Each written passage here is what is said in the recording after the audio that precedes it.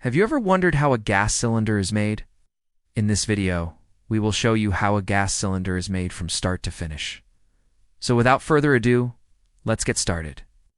The first step in making an LPG cylinder is to prepare the raw materials. The main components of a gas cylinder are steel, aluminum, plastic, and paint. The steel and aluminum are used to make the cylinder's shell, while the plastic is used for the cylinder's valves and other components. The paint is used to coat the cylinder and protect it from corrosion. Once the raw materials have been gathered, the next step is to cut the steel and aluminum to the right length.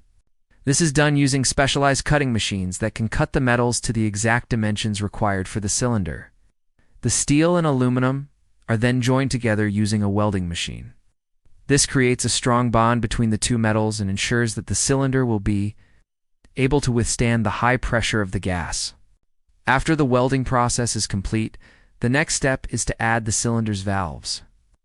This is done by threading the valves into the cylinder's neck. The valves are then secured in place using a locking mechanism. Once the valves have been added, the next step is to fill the cylinder with gas. This is done using a specialized machine that can pump the gas into the cylinder at high pressure.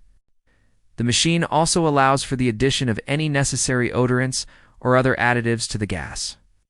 As the cylinder is being filled with gas, it is also being inspected to ensure that it is safe and free of any defects. Once the cylinder has been filled and inspected, it is then sent to the next production line, where it will be coated with paint. The paint is applied using a spray gun and is designed to protect the cylinder from corrosion and rust. Once the paint has been applied, the cylinder is allowed to dry before moving on to the next production line. At this point, the cylinders are being filled with a variety of gases, including propane, butane, and a mixture of both known as LPG. Propane and butane are two of the most common gases used in homes and businesses for cooking and heating purposes. LPG, or liquefied petroleum gas, is a mixture of propane and butane that is used in areas where there is not enough natural gas available. Each cylinder is filled with the appropriate amount of gas and then closed using a cap. The cylinders are then weighed to ensure that they are full. Any cylinders that are not full enough are refilled until they meet the weight requirements. Once the cylinders are full, they are sealed and ready to be distributed to customers. In addition to the gas, cylinders may also contain other components such as odorants and colorants. Odorants are added to the gas to help detect leaks. Most natural gas is odorless, so it's important to add an odorant so that leaks can be detected quickly. Common odorants used for natural gas include methanethiol, which has a rotten egg smell, and ethanethiol, which has a garlic-like odor. Colorants are sometimes added to the gas to make it easier to identify. For example, some gas cylinders are colored green to indicate that the gas inside is safe for indoor use.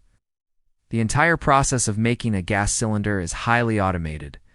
Machines are used to cut, weld, and fill the cylinders, while robots are used to paint the cylinders. This helps to ensure that each cylinder is made to the exact specifications and that the process is as efficient as possible. Making a gas cylinder is a complex and highly regulated process. There are many safety regulations that must be followed to ensure that the cylinders are safe for use.